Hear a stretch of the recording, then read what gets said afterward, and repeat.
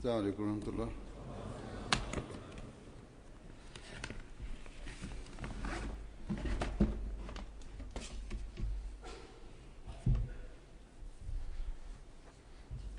أشهد أن لا إله إلا الله وحده لا شريك له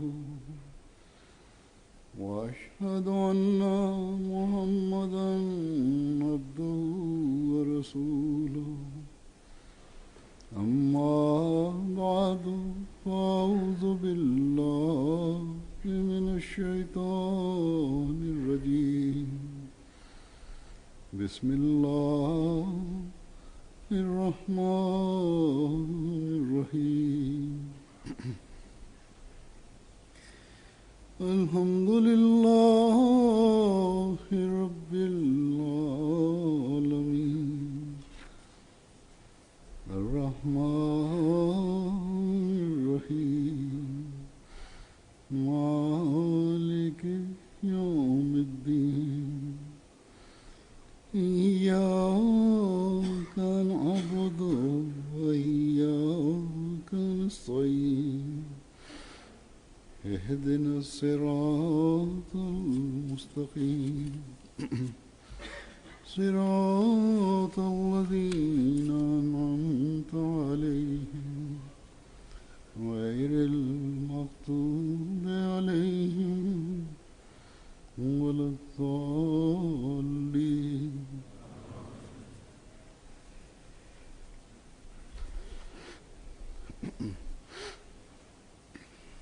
Explaining the subject of financial sacrifice, the promised Messiah ﷺ stated on one occasion that in this world man is greatly in love with money. And that is why it has been written in the book Ilmut Tabirur Roya, i.e. the interpretation of dreams, that if one sees themselves in a dream taking their liver out and handing it over to someone, then it is interpreted as money.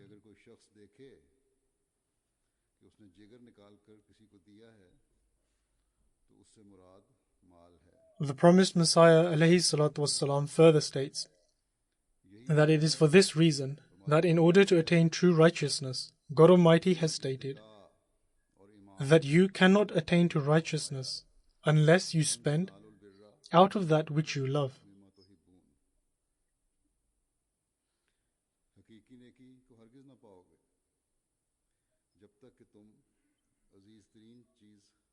The promised Messiah ﷺ further states that this is because a large part of showing sympathy and affording good treatment to the creation of God is linked to the spending of one's wealth.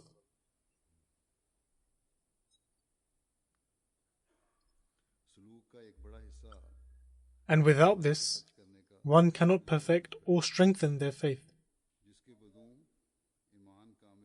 The promised Messiah ﷺ states that how can one prove to be of benefit to another unless one does not make sacrifices? Sacrifice is essential in order to provide benefit and extend sympathy to others. And in this verse, which states that you cannot attain to righteousness unless you spend out of that which you love, we have been taught and directed towards sacrifice. Thus, to sacrifice one's wealth in the way of God is indeed a standard and a benchmark for one's good fortune and righteousness.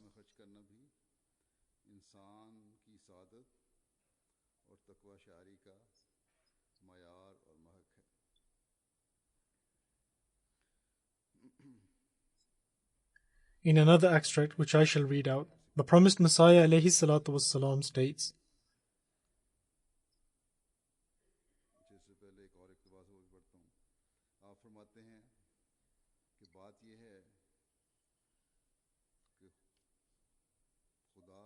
the fact is that unless one bears temporary difficulties, it is not possible to attain the pleasure of God, which is the source of true happiness. The promised Messiah ﷺ further states that blessed are those who, for the sake of attaining the pleasure of God, care not about any pain, because the light of everlasting happiness and comfort is only granted to believers after experiencing temporary difficulties. क्योंकि अबदी खुशी और दायमी आराम की रोशनी उस आर्जी तकलीफ के बाद मोमिन को मिलती है। आजकल की दुनिया समझती है The world today thinks that to accumulate wealth and to spend it in one's own comfort and luxuries alone can become a means of granting one happiness and peace. आयश के लिए खर्च करना ही उनके लिए खुशी और सुकून का बायस।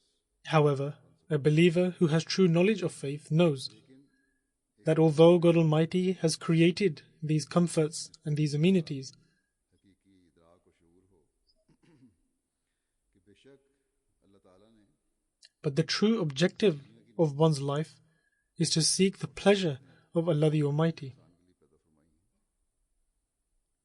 लेकिन जिंदगी का असल And it is to adopt righteousness and fulfill the dues of God Almighty and also of His creation. तकवा पर चलना है, अल्लाह ताला का हक अदा करना है। The promised Messiah ﷺ has expounded upon this subject, which Allah the Almighty has mentioned in this verse. The promised Messiah explains that true peace can be acquired by good deeds and not by gathering wealth. कि असल सुकून तो नेकियां करने से मिलता है,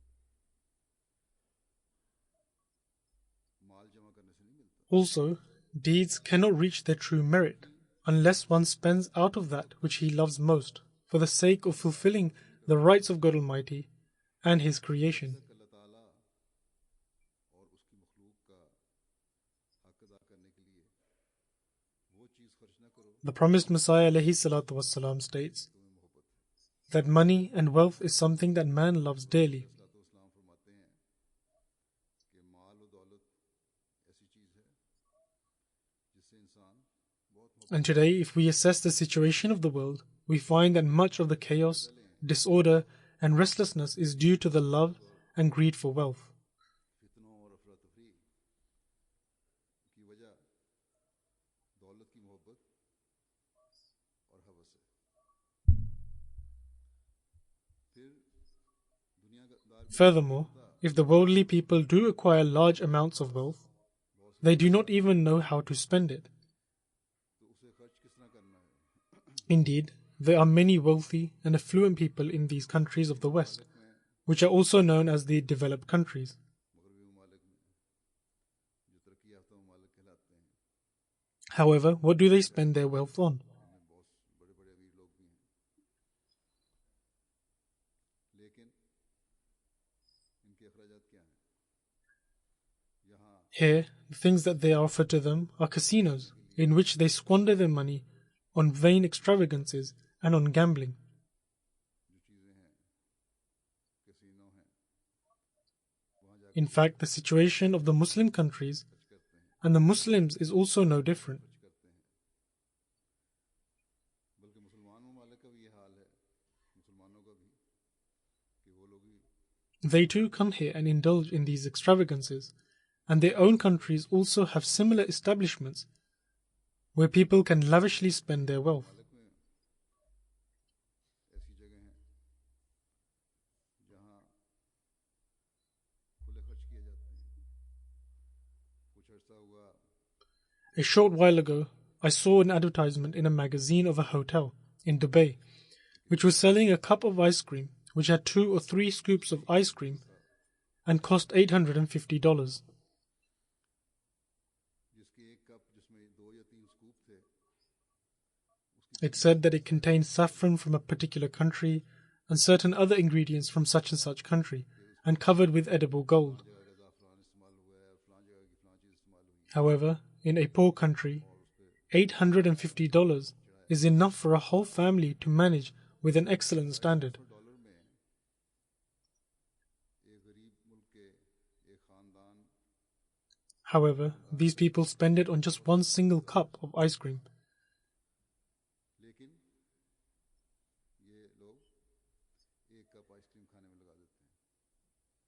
Thus, those who have countless amounts of wealth do not even know how to spend it, and nor do they know how to acquire peace and comfort from it.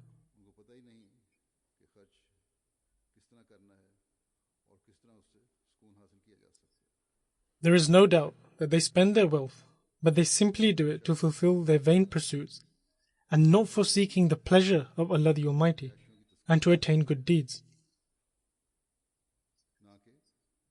However, Allah the Almighty states, and which the promised Messiah ﷺ has then expounded upon, that in order to attain true righteousness, faith and the pleasure of Allah the Almighty, one should spend one's wealth for compassion and kind treatment of God's creation, instead of spending it on vain pursuits and extravagances.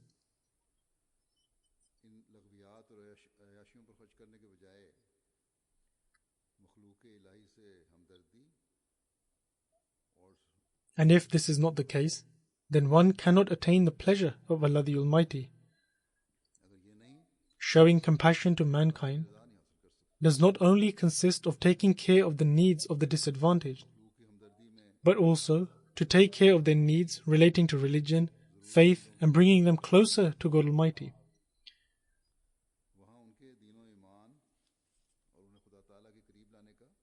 The Holy Prophet ﷺ used to become anxious over this, and which is something that the Holy Quran has also recorded, when God Almighty stated that, "Will you grieve yourself to death, sorrowing after their condition?"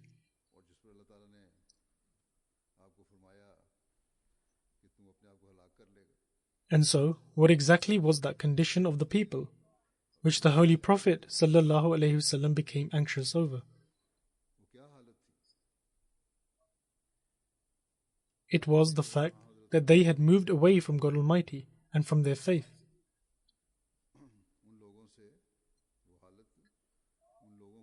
When the Holy Prophet ﷺ would grieve over their condition, because by not accepting faith, they may face punishment from God Almighty.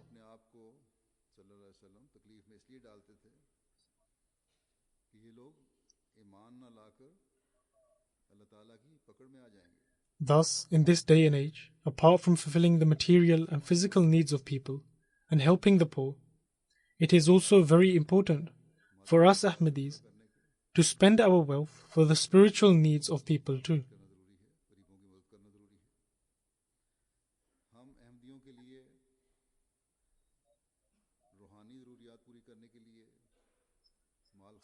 This is because the task of spreading the teachings of Islam to the whole world has been entrusted to the promised Messiah ﷺ. The teaching which the Holy Prophet ﷺ brought for the whole of mankind, and was extremely anxious for its propagation. This is now the time for its propagation, and all the various means are now available for it.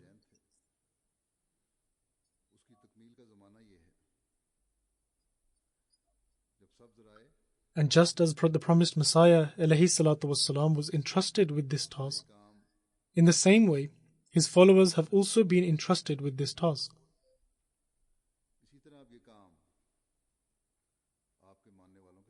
The task has been entrusted to those who pledge that they will give precedence to their faith over worldly affairs.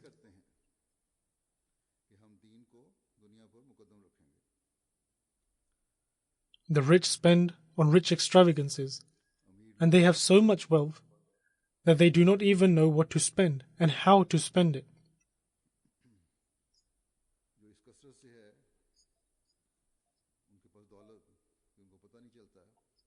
And after spending on all their essential needs, they still don't know what they should spend the rest of their wealth on. And that is because faith and compassion for mankind is generally missing from their lives. And aside from vain extravagances and immoral deeds, they see nothing else.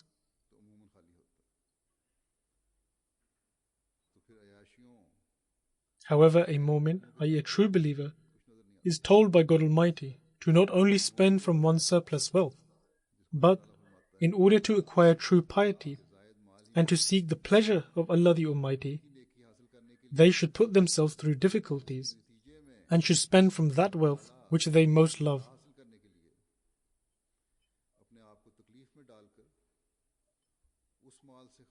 Although many affluent people donate towards charities and make other contributions, however, the amount they give as compared to their income is significantly small, and neither are they regular in their payments.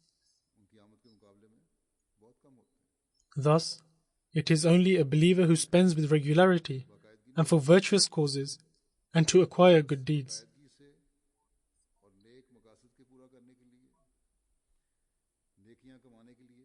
And in this day and age, it is only the Ahmadiyya Muslim community, which is that community of believers who spend their wealth through a proper system in place, and for the propagation of Islam. And for this, there are many forms of tabligh, i.e. preaching, involved. And it spends its wealth on mankind out of compassion for them and to fulfill their rights.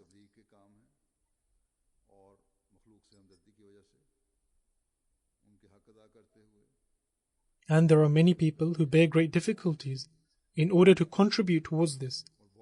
And they do it with the conviction that on one hand, where this donation will serve as a means of attaining the nearness of Allah the Almighty and winning His pleasure, there it also offers them assurance that this money will be spent properly. And even some non-Ahmadis accept the fact that the financial system of the Jamaat is excellent.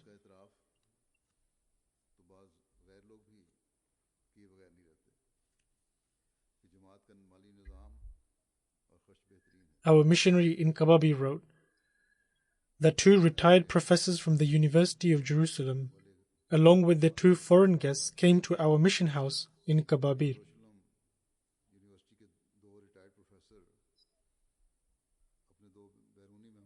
He says, I had the opportunity to discuss about the community and told them about the Nizam-e-Jamaat, i.e. the administrative system of the community. One of the guests was a professor from Austria, and at the end of the discussion he said that one of the best things that he found about our community was that its financial system was extremely pure. He further added that perhaps to bring about a revolution through a pure financial system was destined for our community, and congratulated the community for this.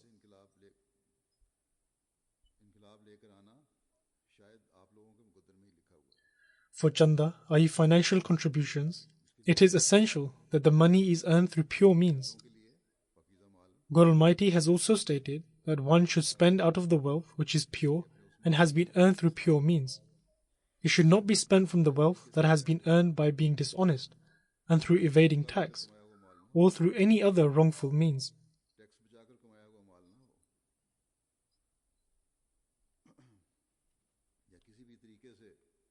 Therefore, financial contributions are only accepted from those regarding whom it is assured that the money has not been earned through any wrong means. And if it is, then the Nizam-e-Jamaat, i.e. the administrative body of the Jamaat, does not accept that contribution. However, if one is aware of this and yet still accepts it, and I come to learn of this, then either that contribution is returned or the office bearer is removed from his post. Thus, the contribution should be such that it should be given as a result of having offered a sacrifice and out of that wealth which is pure. Only then can one's wealth be blessed. When non-Ahmadis are told of this principle, then even they acknowledge this, just as the professor also did. Moreover, the worldly people will also observe that if anyone is to bring about a revolution, then it is this community.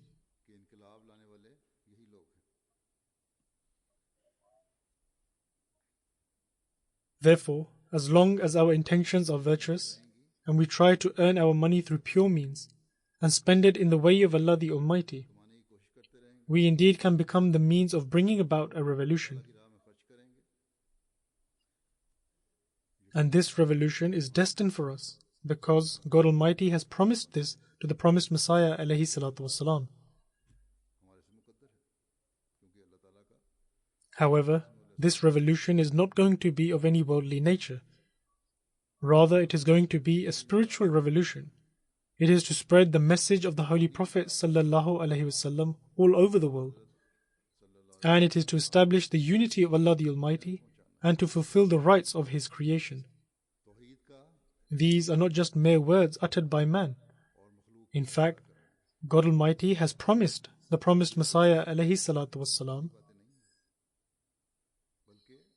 that He will increase the sincere and loving followers of His, and who shall fulfill His task and will be ready to make every sacrifice for the completion of His mission.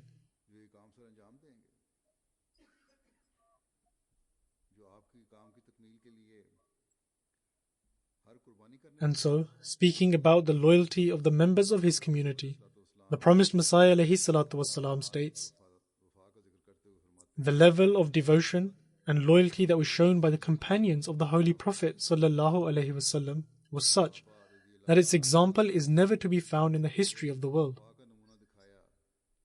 They bore all kinds of difficulties without making nothing of it, purely for His sake. They even left their country and all their wealth, possessions and relatives.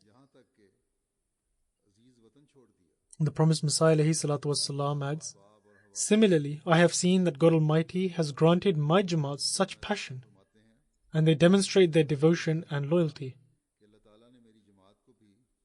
Although the status of the companions of the Holy Prophet sallallahu alaihi wasallam was extremely high, but the status of the companions who did the bay'at of the promised Messiah alayhi salatu wassalam was also extremely high.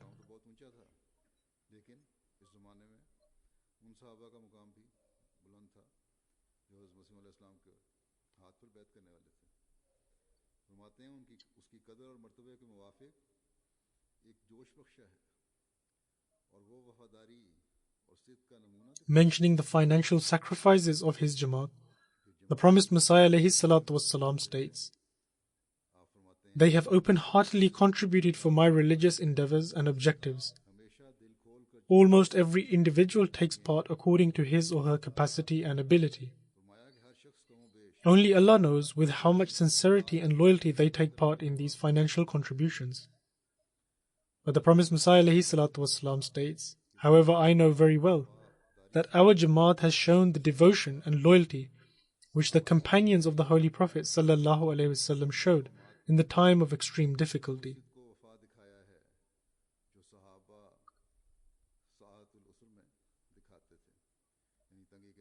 Once, the promised Messiah alayhi salatu wasalam expressed how astonished he was and how members of his Jamaat offered such great level of sacrifices after the witnessing the standard of their sacrifices.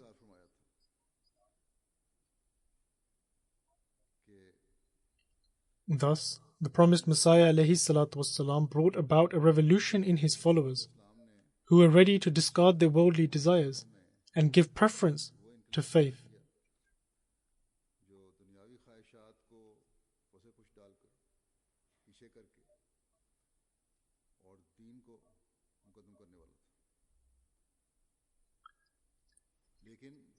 However, has that spirit of sacrifice which he had instilled in his followers, who directly took bay'at at his hands, finished now?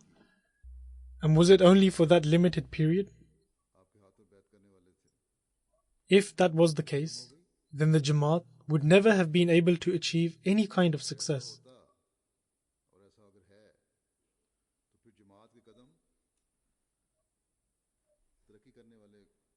Also, God Almighty had promised to the promised Messiah alayhi salatu wasalam that He shall grant him prominence with great honor in every part of the world.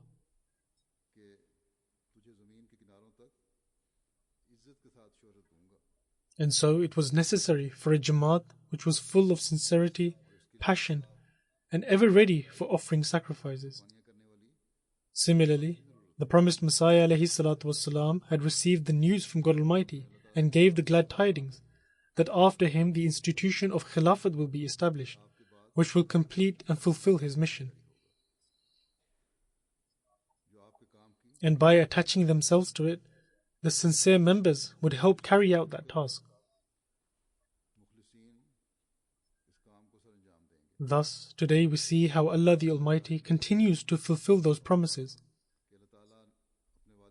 and that there is a Jamaat of sincere members, and they are offering sacrifices of their life, wealth, and time, while remaining firmly attached with Khilafat. Since today I will be announcing the new year for Tehreek-e-Jadid, therefore I will present some examples of those who offer sacrifices, and which are related to financial sacrifices. One is astonished to learn that it is not only those in affluent countries that offer sacrifices. In fact, it is also people belonging to poor countries, and also God Almighty opens the hearts of those who just newly joined Ahmadiyyat. And despite the difficult circumstances, they are excelling in their sacrifices. The missionary in charge of Guinea-Conakry writes that there is a Jamaat here, Somiyavi, and its Imam, along with the people of his mosque, embraced Ahmadiyyat this year.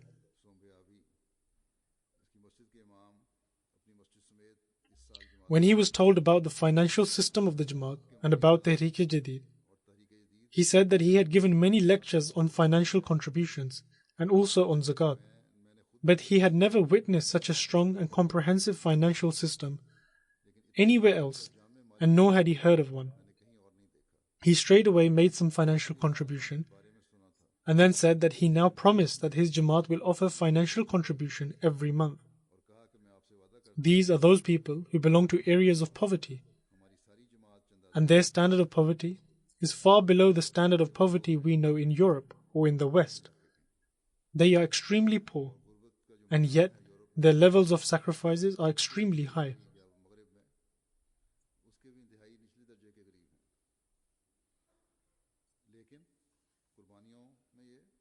Then this is not the story of just one country.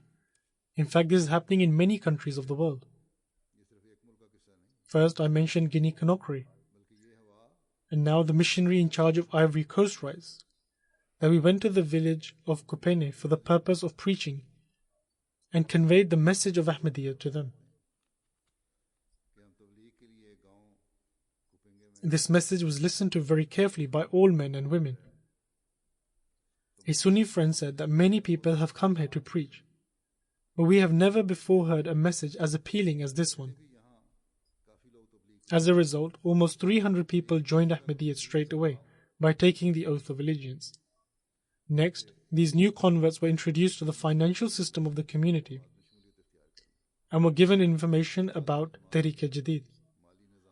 During the discussion, it was mentioned that today was the last day of Tehreek-e-Jadid's financial year. At this, the chief and the Imam of the village said that though we have joined the community only today, but we will definitely take part in this blessed scheme. And so, the villagers made a collective contribution of 10,000 francs for Tehreek-e-Jadid right away.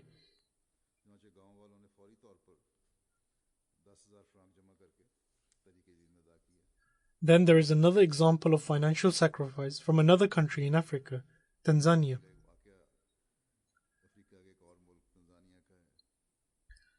In the region of Mwanza, there is an Ahmadi friend who promised to contribute 200,000 shillings towards Tehreek-e-Jadid.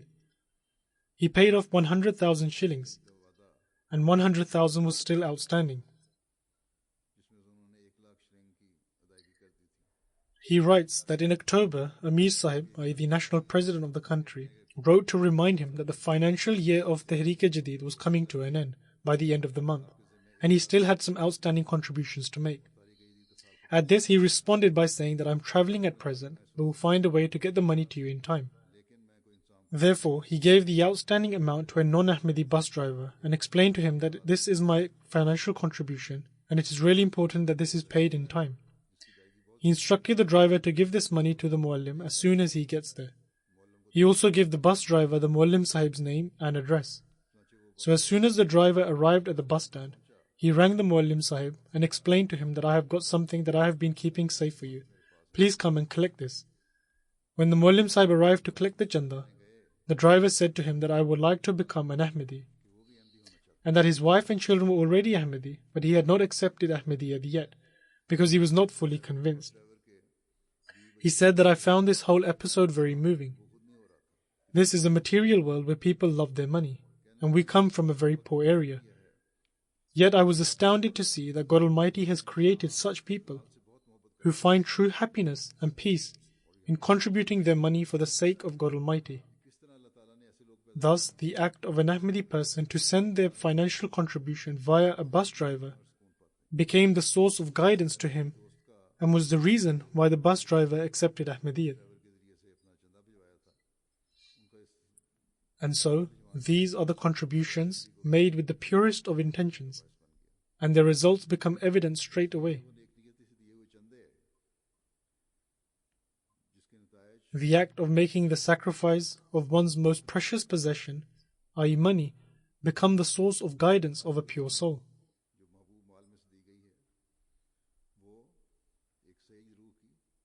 And so this is how Allah the Almighty finds ways to reward the efforts.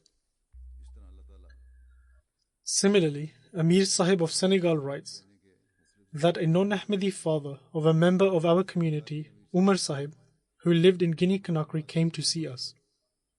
He was extremely unwell, and after initial consultation and checkup, doctors advised him to have an operation on his prostate.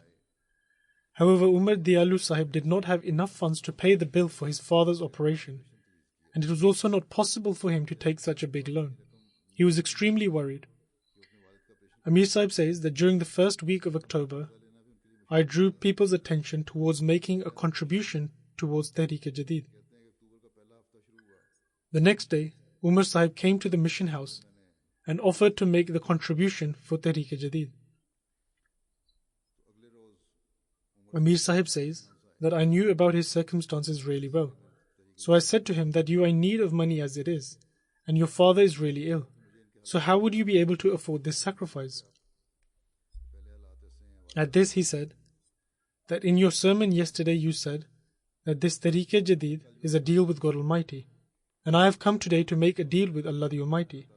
Therefore please accept my contribution. Amir Sahib says that 2 days later, when I went to their home to visit his ailing father, I saw that he was sitting comfortably outdoors on a chair. Umar Sahib and his father explained that our deal has been successful, and with the grace of God my father is absolutely fine and he has no pain. After a few days, doctors checked him up again and said that there was no need for any operation anymore. Therefore, after this incident, his father also took the Bai'at, i.e. oath of allegiance. And so, at times God Almighty deals in such obvious and clear terms with His people. Last week, during the inauguration of the mosque, I also explained out a person from here, in Canada, about how he gave preference to commit himself to the service of the mosque, and how God Almighty arranged for him to receive a very large sum in extremely extraordinary circumstances.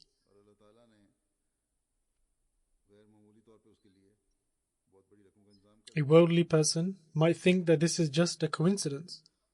However, a person who believes in God and has faith totally appreciates that all this has happened because of the blessings of Allah the Almighty.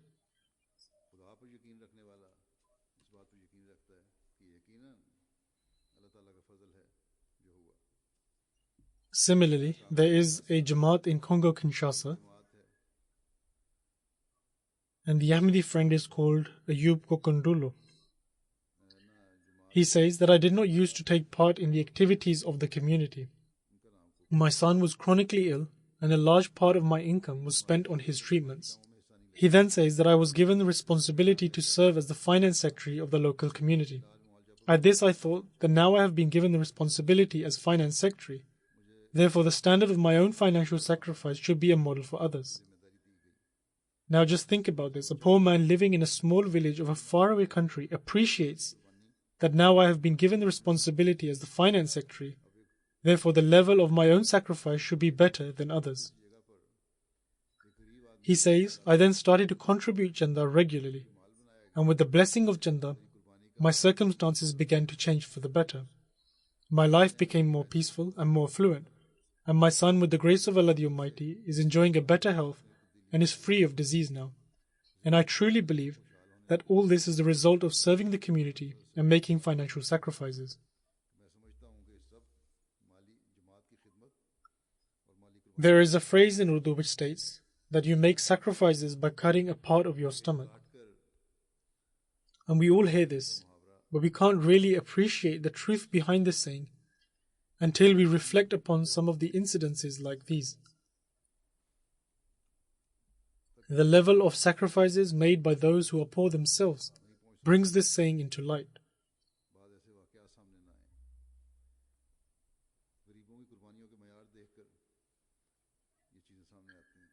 A lady from Gambia accepted Ahmadiyyat, and she belonged to a village called Jida.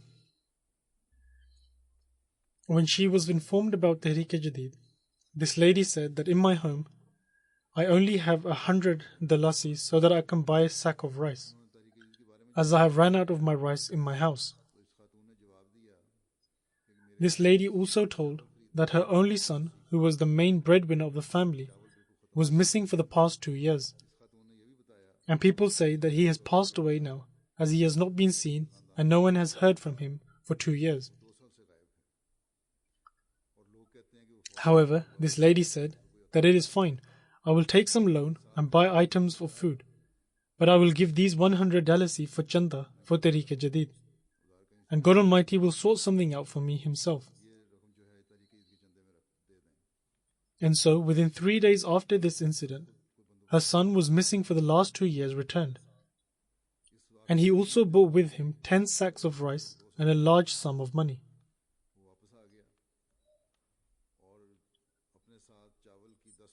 And the son told his mother that while he was away, he learned the building works, and now he lived in the city and was able to tender good building contracts.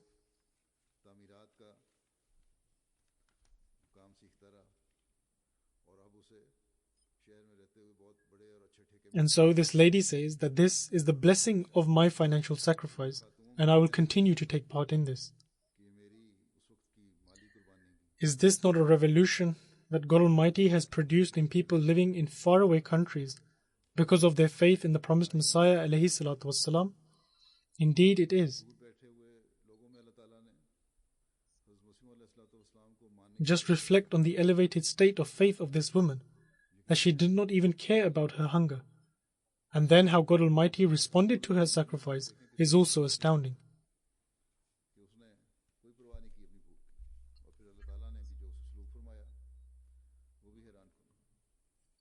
Then the missionary in charge from Mali writes that an Ahmadi lady who is 80 years old always contributes to chanda regularly. One day she walked for 1 kilometer in searing heat to come to the mission house.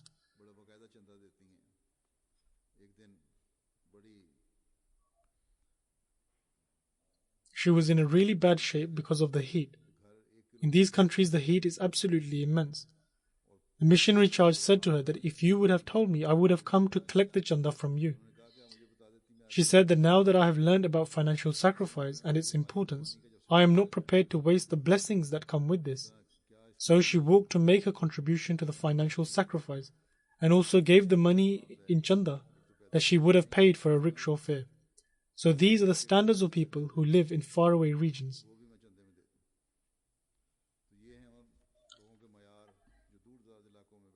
Allah the Almighty grants strength to the people's faith through personal experiences, and this is something that is evident in every incident.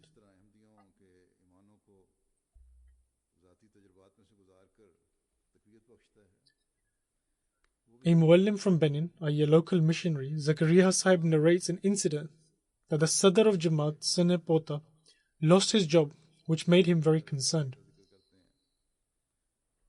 During those days, he was also reminded of Tehreek-e-Jadid. And after some days had passed, he said that when I was reminded of paying the chanda, i.e. the financial contribution, I became extremely worried. And so I prayed to God Almighty that He should create such means whereby I could pay my Tehreek-e-Jadid. He further states that he spent the whole night in restlessness, and after offering the Fajr prayer, I went to a neighboring village in search for work. He says I could not find any work there, but there was a man who was going somewhere to sell his animals, and so I assisted that person, and he gave me 500 francs. He says that with this money he purchased some supplies for food for 200 francs, and he gave 100 francs to his child who attended school, and 200 francs were given in chanda. He says that Allah the Almighty blessed him so much for this insignificant sacrifice that exactly 4 days after paying this chanda, he found work, and to find work so quickly and such work that is good is not a mere coincidence, but is rather sheer grace of Allah the Almighty.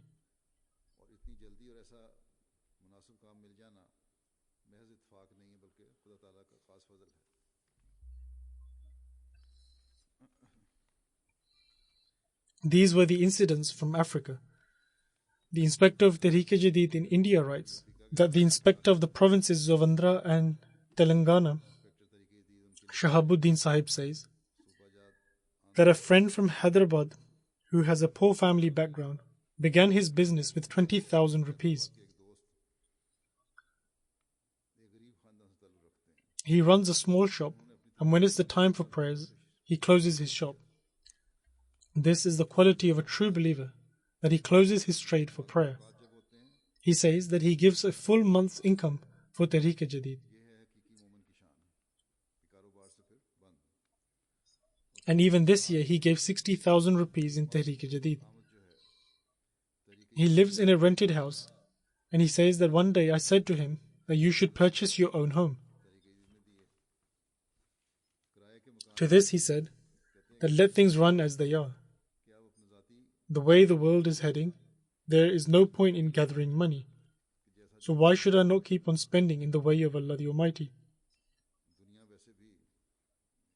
Similarly, in Pakistan, the Deputy Wakilul Mal writes that he met a khadim from Sialkot. His promise was of 15,000 rupees, upon which I said to him that he should increase it to 100,000 rupees, whereupon he increased his promise to 100,000 rupees. He started a business of exporting shoes, and in the beginning he gave 5,000 rupees, then 10,000 rupees, and then he increased it to 15,000, and further increased it to 100,000. He says that now, due to the blessings of the financial contributions, the factory that he had rented out, he had purchased it, and his business is now flourishing. Similarly, our missionary in Indonesia writes that a local person said that if he had a motorcycle, then it would become easy for me and my son to offer the Friday prayer. And so, our missionary told him to pray and become regular in financial sacrifices. After this, he began paying his own and his family's chanda for Tehreek-e-Jadid. He says that after a short period of time, Allah the Almighty blessed him and enabled him to purchase a motorcycle. And now instead of one, there are 3 motorcycles. And he has also done wasiyat, and his income has also increased. Here in Canada also there are some people about whom Amir Sahib has written, for example, that there was someone whose chanda was $1,000 and they increased it to 5,000, and by the grace of Allah the Almighty, they were able to fulfill this promise, and they did it very early on, so that they could garner the blessings of Allah the Almighty, and they were enabled to contribute towards the construction of the mosque also.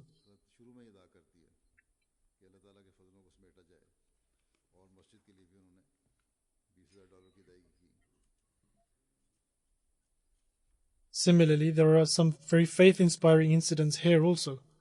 One woman from Canada says that my promise was $1,000. However, I had no money. In the evening, my husband phoned me and said someone has given me a check. I said that it is a check of $1,000. He said, how do you know? She said that I was worried that I had to pay the chanda for Tehreek-e-Jadid and I had to pay $1,000. And I thought that Allah the Almighty has arranged this money, so it must be this much.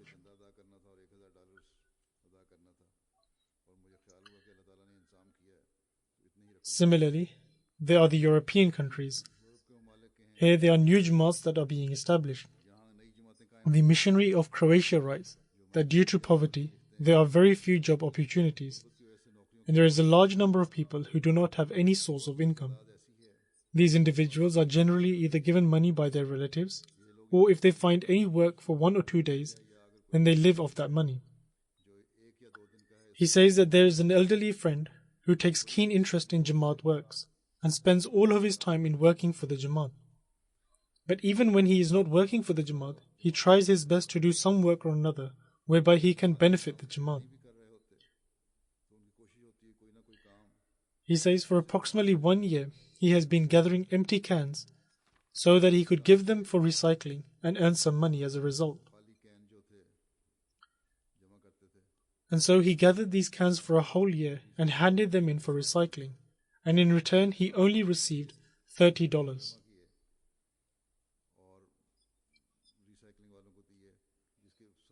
And with this amount, he immediately came to the mission house and gave $10 from it for chanda, i.e. for financial contribution, and said that I have made a promise for Tehreek-e-Jadid.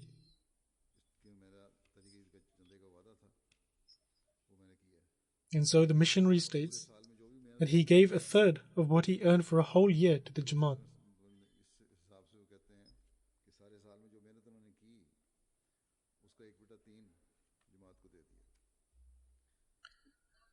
The secretary of Tehreek-e-Jadid of Germany writes that there is a lady who has not disclosed her name, but she came to the office of Tehreek-e-Jadid and offered all her jewelry towards Tehreek-e-Jadid.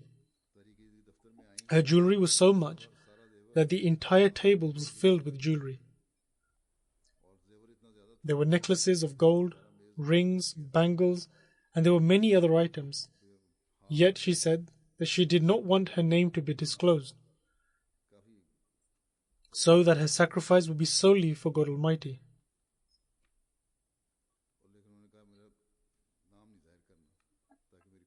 Jewelry is a weakness of women, yet it is the Ahmadi women that make these sacrifices. Here I also met an Ahmadi lady, and she had given her jewelry towards the fund for a mosque. But she said that my in-laws were not happy with this, and are saying to me that why have you given this, and giving some other taunts as well.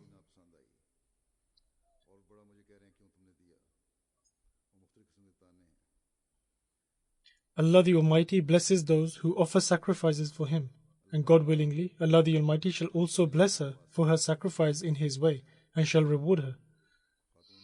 However, those people should worry who stop her or others from financial sacrifices. God Almighty is the one who provides with wealth, and He can also take it away from those who show ingratitude. And so one should always remember this. And that is why such people who entertain such thoughts should engage themselves in a lot of istighfar, i.e. seeking repentance from Allah the Almighty. There are also many incidents from Russia. One friend, Linar Sahib, says that his circumstances were very dire, and he was staying in a rented flat and was gripped in many financial hardships. Yet, he would, in accordance to his circumstances, pay his obligatory chandas and Tehreek-e-Jadid. He says that due to the blessings of chanda, after his wife completed her medical college, she was given a governmental job, and the government also gave her a loan for her children's lodging. Now the financial circumstances are much better than before, and by the grace of Allah, we now have 2 cars. He says that all of this is due to the grace of Allah the Almighty, and as a result of paying the chanda. He says before we would also pay chanda in hard times, but now Allah the Almighty has given us in abundance. Now there is a person who is sitting in Russia, and Allah the Almighty is granting him His grace. And He is also blessing those in Africa and in Indonesia, in other countries and in Europe also. And all this proves the way Allah the Almighty treats His people. And the promise that Allah the Almighty has made to the promised Messiah ﷺ, that He will provide a community of ardent lovers and will enhance them in faith. Thus those who excel towards Allah the Almighty, Allah also elevates them in their faith.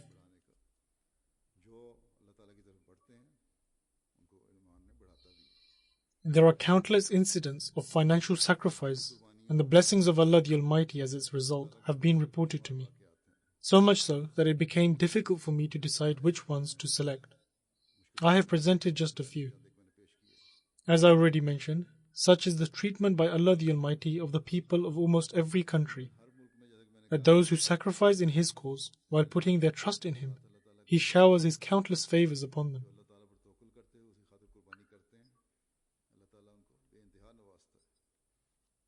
This should be a sufficient proof of the truth of Ahmadiyyat for any reasonable person. Why does Allah the Almighty bestow His favors upon those who offer sacrifices?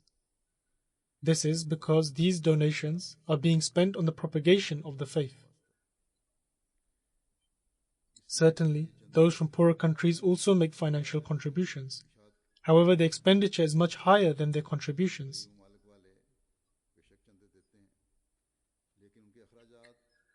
Thus, the Markaz, i.e. the center, spends the contributions made in affluent countries on poorer countries as their own budgets do not suffice. There are hundreds of schools, dozens of hospitals, hundreds of mission houses, and hundreds of mosques are built every year, and all that requires funds. And these requirements are met through the funds of Tehreek-e-Jadid and Waqf-e-Jadid. Likewise, millions of dollars are spent on MTA. And although there is a donation category of Amanat Tarbiyat or MTA towards which people contribute, however, the expenses are far greater.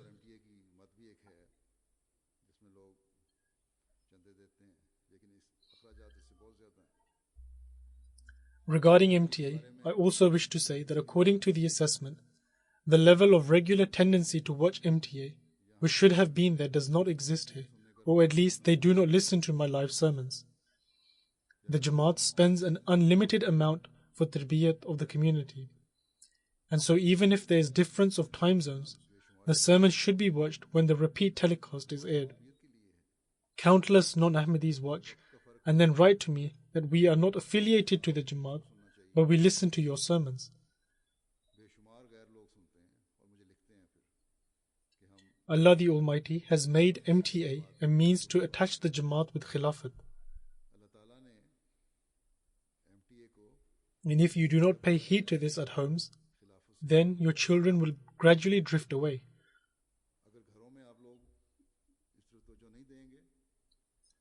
Allah the Almighty will certainly fulfill His promises that He made to the promised Messiah alayhi salatu wassalam, inshallah. And sincere members will also join. And you have seen how advanced the newcomers are in their sincerity. However, you must be mindful, lest the newcomers gather all kinds of blessings, while you merely pride yourselves with your forefathers being Sahabis, i.e. companions of the promised Messiah alayhi salatu wassalam, or with being old Ahmadis yourselves. Allah the Almighty is not the relative of anybody. If the old Ahmadis distance themselves, then their forefathers being Sahabis or their relatives will be of no benefit to them.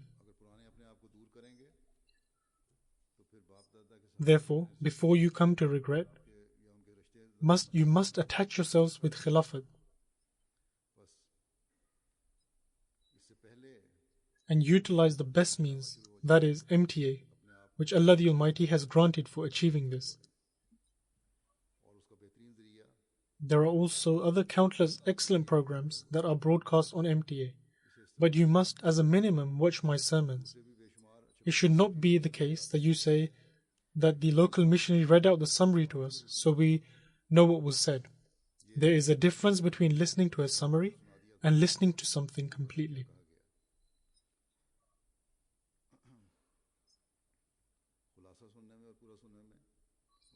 Now, as I said earlier, that the new year of Tehreek-e-Jadid was beginning and the old year was closing, I hereby announce the new year, and in my view this announcement is being made from Canada for the first time. It is a great favor of Allah the Almighty upon the Jamaat that the Jamaat has expanded to such an extent. In 1934, the Ahrad used to talk of destroying the Jamaat. They used to speak of putting Qadian to ruin. And it was at that time that Hazrat Musleh Maud Raziyallahu Ta'ala Anhu announced this new scheme, i.e. Tehreek-e-Jadid, and devised a plan to send missionaries all over the world. and it was a comprehensive plan for tabligh, i.e. preaching. And today, by the grace of Allah the Almighty, the Jamaat is recognized in every country, and it has been established in 209 countries of the world. Today, as an organized community, it is only the Ahmadiyya community upon which the sun never sets.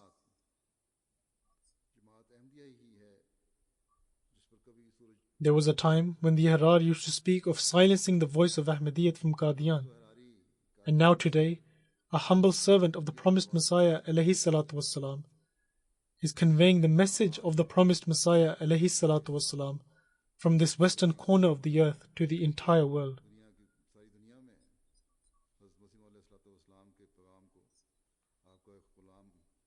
The promise which Allah the Almighty made to the promised Messiah alayhi salatu wassalam is being fulfilled in its full glory. Thus, in view of this, every Ahmadi should remember that these matters lay some responsibilities upon them, and to fulfill that responsibility is the duty of every one of you. May Allah the Almighty enable you to fulfill it. Now I shall announce the new year of Tehreek-e-Jadid, and as per tradition, I will also present some particulars. By the grace of Allah the Almighty, the year of Tehreek-e-Jadid, which has closed on the October 31st, was its 82nd year, and the 83rd year has begun since November 1st, which, as I mentioned, I have now announced.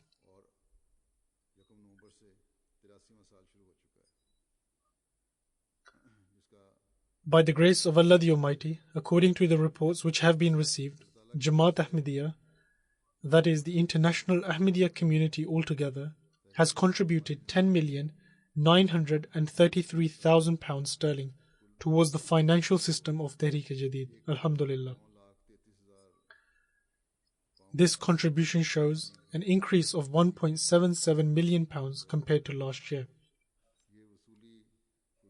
As for the rankings of the Jamaats, Pakistan has always stood first in any case, but apart from them, the positions are as follows. Number 1, Germany. Number 2 is UK. Number 3 is USA. Number 4 is Canada. Number 5 is India. Number 6 is Australia. 7 is a Middle Eastern country. 8 is Indonesia. 9 is another Middle Eastern Jamaat. 10 is Ghana. And 11 is Switzerland.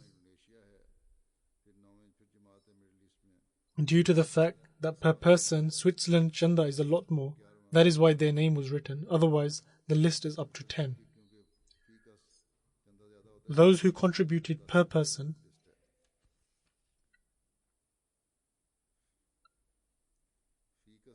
America is at number 1, then Switzerland, then UK, then Finland, Singapore, Germany, Sweden, Norway, Japan, Canada. But before this, there are in fact 5 Middle Eastern Jamaats, however we do not name them.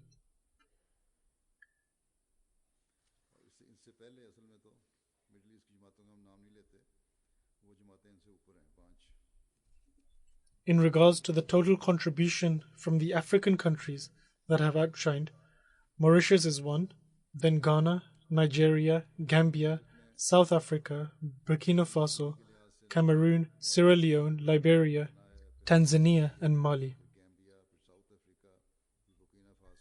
Also, by the grace of Allah, the number of participants has also increased by 90,000 this year, and 1.44 million people have participated in this. And those that have made a significant effort are Benin, Nigeria, Mali, Burkina Faso, Ghana, Liberia, Senegal and Cameroon. There is a lot of attention that needs to be paid towards this in every part of the world. The registers of Daftar Awal are fully functioning by the grace of Allah the Almighty, and Chanda is being contributed by their relatives or those that are still alive. They are still contributing.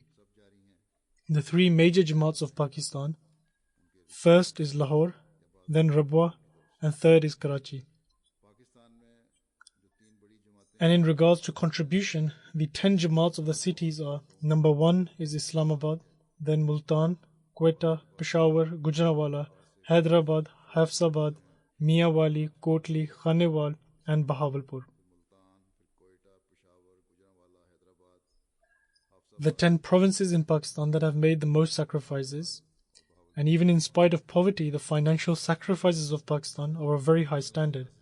They are Sialkot is number 1, Faisalabad, Sargodha, Gujarat, Umarkot, Ukara, Narowal, Mirpur Khas, Toba Tek Singh, Mandi Bahauddin, and Mirpur Azad Kashmir.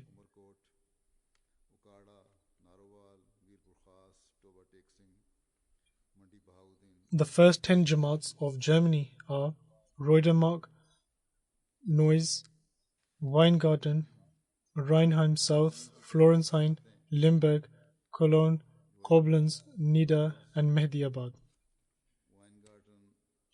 Amongst the 10 local Amarats, first is Hamburg, Frankfurt, Grosgro, Mooifelden, Boldorf, Wiesbaden, then Dietzenbach, Offenbach, Mannheim, Darmstadt, and then Riedstadt.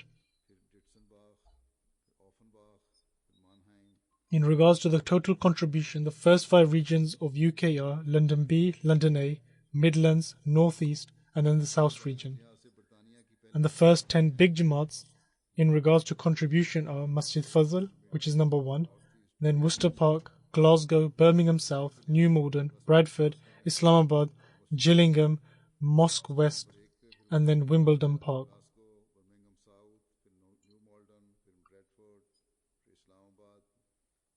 Then in regards to the contributions per person, the first 5 regions are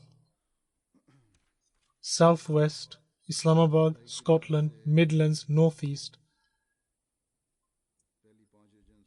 Then for the large Jamaats, it is Bromley, Lewisham, Lewington Spa, Islamabad, Scunthorpe, Birmingham South, Worcester Park, Gillingham, Bournemouth, Southampton, Masjid Fazl, and Mosque West. In regards to total contributions in the local Amarats of Canada, it is Peace Village is number 1, then Vaughan. Is Peace Village and Vaughan separate? So number 2 is Vaughan, then Calgary, Brampton, Vancouver, and then Mississauga. And in regards to the total contributions from the whole of Canada, it is Edmonton West, then Durham, then Saskatoon South, then Saskatoon North, Milton East, Ottawa West, Ottawa East, and then Regina. I would have thought that Lloydminster Jamaat is also good. It is an active Jamaat, and Sadr Sahib also looks very active in working. And I was told that the financial circumstances of the members there is also good, but they did not gain any position.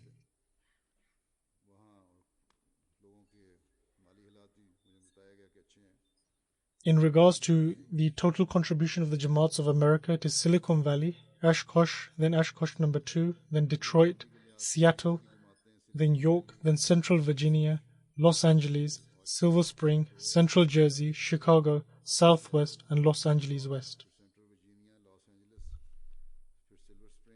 The top 10 Jamaats of India are Kerala, Calicut, Kerala, Hyderabad, Andhra Pradesh,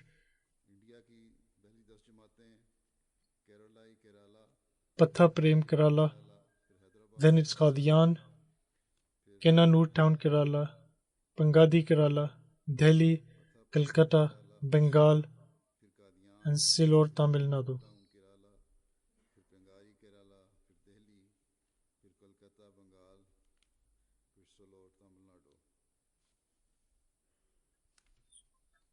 The first 10 provinces of India as follows. Number 1, Kerala, Karnataka, then Andhra Pradesh, then Tamil Nadu, then Jammu Kashmir, Orissa, Punjab, Bengal, Delhi, and Maharashtra.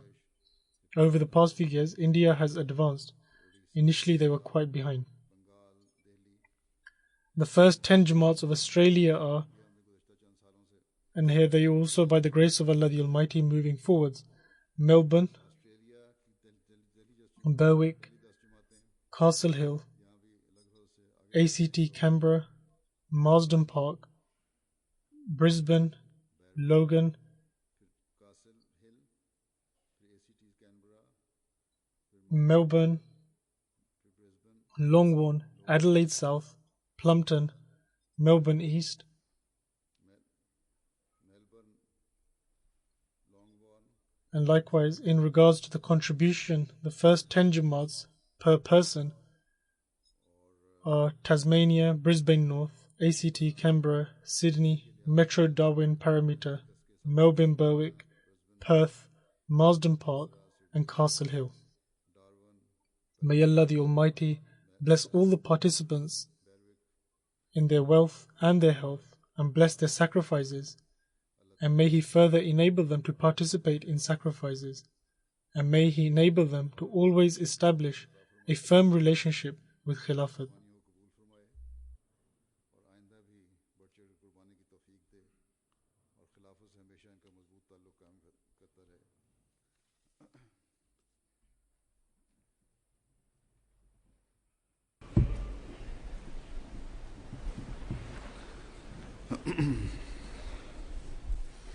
الحمد